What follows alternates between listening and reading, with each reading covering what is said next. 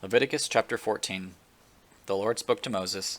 This is the law concerning the person afflicted with a skin disease on the day of his cleansing. He is to be brought to the priest, who will go outside the camp and examine him. If the skin disease has disappeared from the afflicted person, the priest will order that 2 live birds, cedar wood, scarlet yarn, and hyssop be brought for the one who is to be cleansed. Then the priest will order that one of the birds be slaughtered over fresh water in a clay pot. He is to take the live bird together with the cedar wood, scarlet yarn, and hyssop, and dip them into all the blood over the bird that was slaughtered over the fresh water. He will then sprinkle the blood 7 times on the one who is to be cleansed from the skin disease. He is to pronounce him he is to pronounce him clean, not dead. He is to pronounce him clean and release the live bird over the open countryside. The one who is to be cleansed must wash his clothes, shave off all his hair, and bathe in water. He is clean. Afterwards he may re-enter the camp, but he must remain outside his tent for 7 days. He is to shave off all his hair again on the 7th day, his head, his beard, his eyebrows, and the rest of his hair. He is to wash his clothes and bathe himself with water. He is clean. On the 8th day he must take 2 unblemished male lambs, an unblemished year-old ewe lamb, a grain offering of 6 quarts of fine flour mixed with olive oil, and 1/3 of a quart of olive oil. The priest who performs the cleansing will place the person who is to be cleansed together with these offerings before the Lord at the entrance of the tent of meeting. The priest is to take one male lamb and present it as a guilt offering, along with the 1/3 quart of olive oil, and will present them as a presentation offering before the Lord. He is to slaughter the male lamb at the place in the sanctuary area where the sin offering and burnt offering are slaughtered. For like the sin offering, the guilt offerings belongs to the priest. It is especially holy. The priest is to take some of the blood from the guilt offering and put it on the lobe of the right ear of the one to be cleansed, on the thumb of his right hand, on the big toe of his right foot.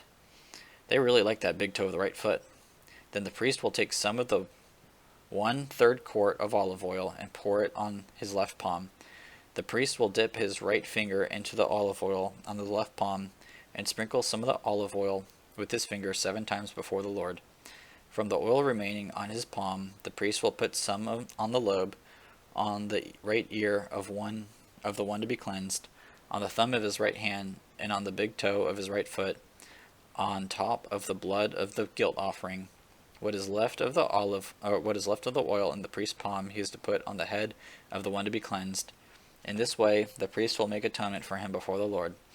The priest is to sacrifice the sin offering and make atonement for the one to be cleansed from his uncleanliness.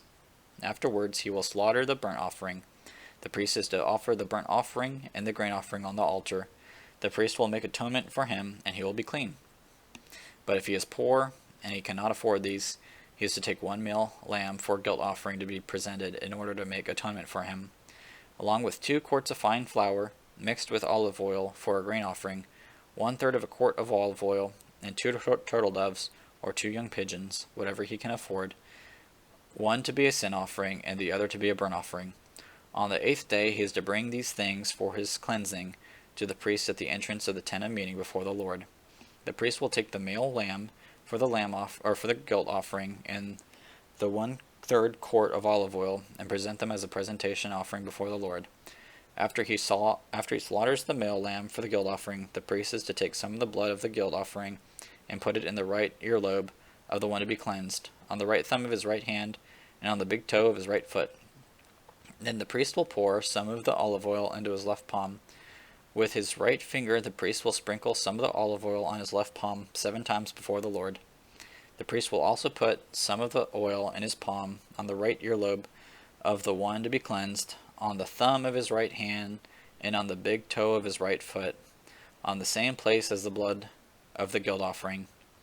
What is left of the oil in the priest's palm he is to put on the head of the one to be cleansed to make atonement for him before the Lord. He is then to sacrifice one type of what he can afford, either the turtle doves or young pigeons. One is a sin offering and the other is a burnt offering, sacrificing what he can afford together with the grain offering. In this way the priest will make atonement before the Lord for the one to be cleansed. This is the law for someone who has a skin disease and cannot afford the cost of his cleansing. The Lord spoke to Moses and Aaron When you enter the land of Canaan that I am giving you as a possession, and I place a mildew contamination in a house in the land you possess, then the owner of the house is to come and tell the priest, something like mildew contamination has appeared in my house. The priest must order them to clear the house before he enters to examine the contamination, so that nothing in the house becomes unclean. Afterward, the priest will come to examine the house. He will examine it, and if the contamination in the walls of the house consists of green or red indentations that appear to be beneath the surface of the wall, the priest is to go outside of the house to its doorway and quarantine the house for 7 days. The priest is to return on the 7th day and examine it. If the contamination is spread on the walls of the house, the priest must order that the stones with the contamination be pulled out and thrown into an unclean place outside the city. He is to have the inside of the house completely scraped, and have the plaster that is scraped off dumped in an unclean place outside the city. Then they are to take the different stones to replace the former ones, and take additional plaster to replaster the house. If the contamination reappears in the house after the stones have been pulled out, and after the house has been scraped and replastered, the priest is to come and examine it. If the contamination has spread in the house, it is harmful mildew. The house is unclean. It must be torn down with its stones, its beams, and all its plaster, and taken outside the city in an unclean place. Whoever enters the house during the day of any of these days, the priest quarantines it will be unclean until evening. Whoever lies down in the house is to wash his clothes, and whoever eats in it is to wash his clothes. But when the priest comes and examines it, if the contamination has not spread in the house after it was replastered, he has pronounced the house clean, because the contamination has disappeared. He has taken 2 birds, cedar wood, scarlet yarn, and hyssop to purify the house, and he is to slaughter one of the birds over a clay pot containing fresh water. He is to take the cedar wood, the hyssop, the scarlet yarn, and the live bird, dip them in the blood of the slaughtered bird and the fresh water, and sprinkle the house 7 times. He will purify the house with the blood of the bird, the fresh water, the live bird, the cedar wood, the hyssop, and the scarlet yarn. Then he is to release the live bird into the open countryside outside the city. In this way he will make atonement for the house, and it will be clean. This is the law for any skin disease or mildew, for a scaly outbreak, for mildew in the clothing or on house, and for a swelling, scab, or spot, to determine when something is unclean or clean. This is the law regarding skin diseases and mildew.